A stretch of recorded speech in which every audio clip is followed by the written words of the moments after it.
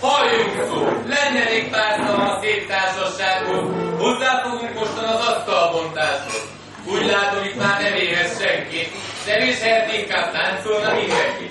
Hátul a zenészek is igencsak gyantáznak, s táncolni akarnak a fiatal lába. Jelmuzikushoz szívedből húzgat, sok csárdást a Japántól tanultat. De legyen végre vége a sok beszédnek, rajtatok a sor, húzzátok zenészek. Megkérem az ifjú páros, járj el az első táncot, nyissa meg a mulatságot. Násznék pedig csatlakozzon, hajnalig egy jót mulasson.